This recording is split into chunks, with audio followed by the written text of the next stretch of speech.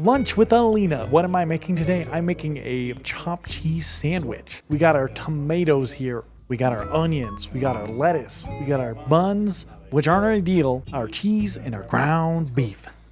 Another thing we want to do is salt the tomatoes and let them sit. All right, so now we want to smash our burger patty essentially. So we're using ground beef here. I cut into predetermined slices. Then I use tin foil and put it around this. Use the dull, non-shiny side that's non-stick. So the next thing we want to do is make this a ground beef patty. So use your hands and roll them up into a nice ball like here. And then I like to take my seasoning, my salt and pepper, have it ready as I get ready to smash it. So here I'll put the patty onto the cast iron skillet like this, smash it with my smasher, and then add the seasoning, salt and pepper, and let it cook for a bit.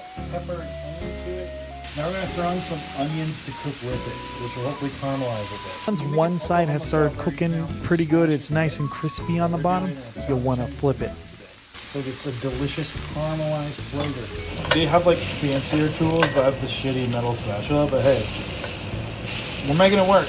I have no idea if this is like the right way to do it, but this is how I do it for my quick lunch meals. So just continue chopping. When you smash it too thin like this where it's super crispy, it can be kind of hard to chop. So I'd like recommend American cheese, but I got this Mexican style cheese that I didn't even use up, so I'm gonna do that. Sprinkle that in there. All right, so I like to let this get kind of crusty and stuff, and I'm gonna sprinkle this cheese in here. Got all the yummies. I'm gonna try and scrape it up so the cheese doesn't melt too much on it. So I'm kind of just moving the meat around a bit. Hoping the cheese melts into one. It'll melt a little bit on my cast iron, that's okay. Clean it later. Alright, so I should maybe wait it a little bit longer, that's okay. Now I'm gonna grab the buns and start toasting them on here. And these were not the buns I was hoping when I went to the store, but it's all they had.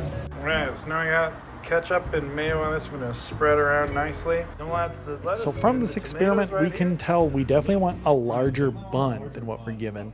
But what we can do is wrap it in the tin foil here to make it a bit more edible. Now look at that. Yummy!